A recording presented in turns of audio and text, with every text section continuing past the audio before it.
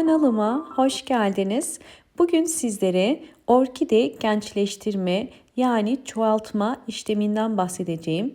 Orkideyi gövdeden keserek bir orkideden 2 tane orkide elde edebiliriz. Bu gördüğünüz orkidelerim benim gençleştirme işlemi yaptıktan sonraki orkidelerimin son halleri. Ana orkideyi görüyorsunuz, bakın bol çiçekli ve aynı zamanda sağlıklı. Bu orkidemi ben keserek gövde kısmından çoğaltmıştım ve bu da kestiğim kısım, bakın köklerinin sadece kaldığı kısım ve şu anda bu orkidemde hem yeni yapraklar çıkarıp büyüdü hem de yeni çiçek dalı çıkardı. Bunu nasıl yapacağımızı hemen sizlere göstermek istiyorum. Elimde birkaç yıllık bir orkidem var. Bu orkidemin bol miktarda hava kökleri var ve aynı zamanda saksı içerisindeki kökleri de yeşil ve canlı. Orkidenizi gençleştirmek için gövde kısmına bakmalısınız. Gövde kısmı bu şekilde eğer uzunsa bu orkideyi ortadan ikiye ayırarak gençleştirip çoğaltabilirsiniz. Hemen orkidemi saksısından çıkaracağım. Gördüğünüz üzere bakın hava köklerinin de bol olması gerekiyor. Saksımızı hafif sıkarak çok fazla köklere zarar vermeden saksının içerisinden orkidemizi çıkaracağız.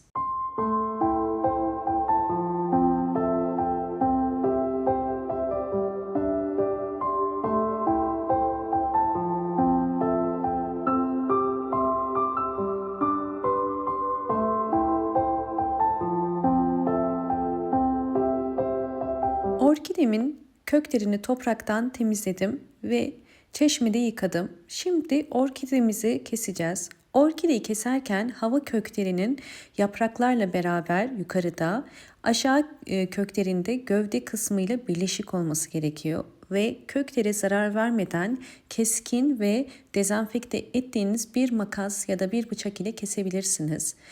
Doğru yerden kesmek çok önemli. Yoksa alt kökler ziyan olmuş olur. Bakın tam gövde kısmından kesiyorum ve bunu tek bir hamlede kesmeye çalışacağım. Evet, orkidemi şimdi gövde kısmından kestim ve ayırarak sizlere göstereceğim. Bakın yakından gördüğünüz üzere üst hava kökleri yapraklarla birlikte yukarıda kalacak şekilde kestim.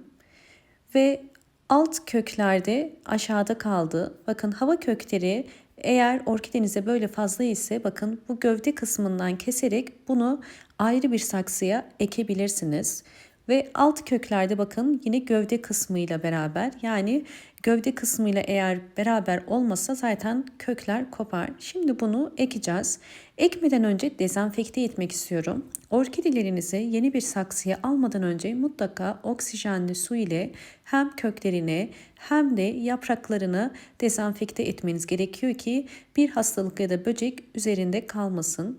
Evet, elimde gördüğünüz bu kökü şimdi ben yeni saksısına ekeceğim. Kökleri gayet sağlıklı. Bunu ektikten sonra yeni yapraklar çıkararak yeniden canlanacak. Orkidenin gelişimi için toprak seçimi çok önemli. Uygun bir saksı tercih ettim ve ben ilk olarak kullandığım toprak kil bilyesi. Kil bilyesini en alta koyuyorum. Kil bilyesi drenaj oluşturarak orkidedeki fazla suyu çekecektir ve böylelikle köklerin çürümesini engelleyecektir. Yeterince bakın koydum ve şimdi ikinci toprak karışımım Hindistan cevizi kabuğu. Hindistan cevizi kabuğu marketlerde satılıyor.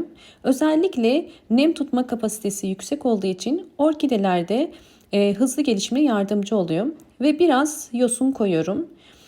Yosun orkidelerin özellikle yeni kökler çıkarmasına çok yardımcı oluyor. Orkidelerinizi sürekli nemli tutarak köklerin aktif hale gelmesini ve böylelikle aktif olan kökler de hızlı bir şekilde yeniden keiki çıkarmasını destekler. Kökler eğer aktif olmazsa bu seçtiğiniz toprağın orkide için uygun olmadığını gösteriyor. Çünkü aktif olan bir kök mutlaka gelişim gösterir ve yeni yapraklar çıkarmaya devam eder. Bakın bu şekilde içine yerleştiriyorum. Çok daha büyük bir saksı tercih etmenize gerek yok. Bu gayet ideal. Ve şimdi özellikle iç kısmına bakın. Ben kökleri ayırmadan direkt içerisine doğru koymaya çalışıyorum. Çünkü çok fazla kökü olduğu için zedelenmesini istemiyorum. Bir sıra yosun, bir sıra Hindistan cevizi olarak koydum. Özellikle kenar kısımlarına da bakın iyice toprak koyuyoruz. Çünkü arada boşlukların kalmaması gerekiyor. Yoksa sulama esnasında kökler yeterince suyu alamaz. Ve mutlaka birkaç kökün kenara gelmesine dikkat edin. Çünkü bu sulama zamanı için çok önemli. Sulama zamanını köklere bakarak yapmamız gerektiği için kökleri görebilmemiz gerekiyor. Evet, bakın bu şekilde kökler saksıdan bakınca gözükebiliyor ve kök rengine göre de biz sulama zaman anlayabiliriz.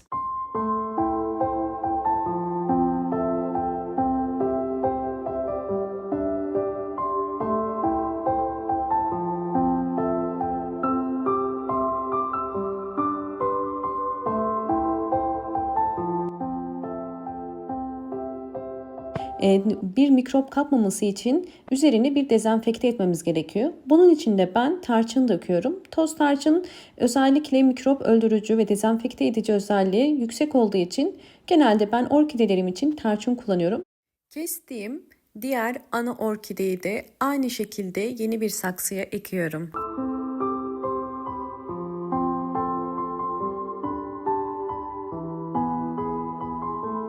İkinci kısmı da yine aynı şekilde yosun, kil bilyesi ve Hindistan cevizi kullanarak ikinci saksımıza ekiyoruz. Burada da aynı sıralamayı yapabilirsiniz. Ve orkidelerimin gelişimlerini sizlerle tekrardan aylar içerisinde paylaşacağım.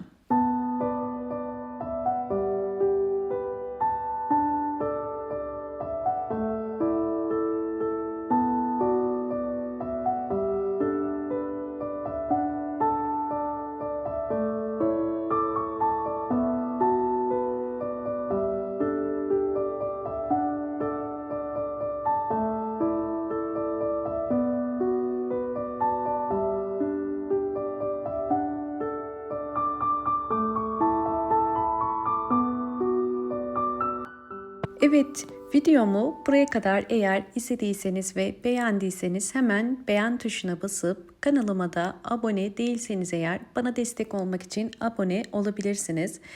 Orkidelerimin son hallerini sizlerle paylaşıyorum. Gördüğünüz üzere bir orkideden 2 tane orkide elde etmiş olduk. Hem orkidemizi gençleştirdik. Böylelikle daha güzel canlı çiçek dalları çıkardı ve bol bol yeni yapraklar çıkarmış oldu. Hem de küçük olan orkidemizde hem yeni yapraklar ve yeni çiçek dalı çıkardı. Bu aşamada dikkat etmeniz gereken orkidelerinizin bol bol ışık alması ve 3 haftada bir muz kabuğu suyu, yumurta kabuğu suyu, aloe vera suyu vererek orkidelerinizin gelişimlerini destekleyebilirsiniz. Bunun dışında ekstradan yapmanız gereken bir şey yok. Sadece orkidelerinizin oda ısısının ve konumunun mutlaka sabit olması gerekiyor ki tomurcukları açmadan sararıp dökülmesin diye. Bu yüzden konumuna da çok dikkat edin. Umarım bu videom sizler için faydalı olmuştur. Videomu buraya kadar izlediyseniz ve beğendiyseniz hemen beğen tuşuna basıp kanalıma da abone değilseniz eğer bana destek olmak için abone olabilirsiniz. Bol bol yorumlar yapıp yorumlar kısmında da sorularınız varsa sorabilirsiniz. Hoşça kalın, sağlıkla kalın.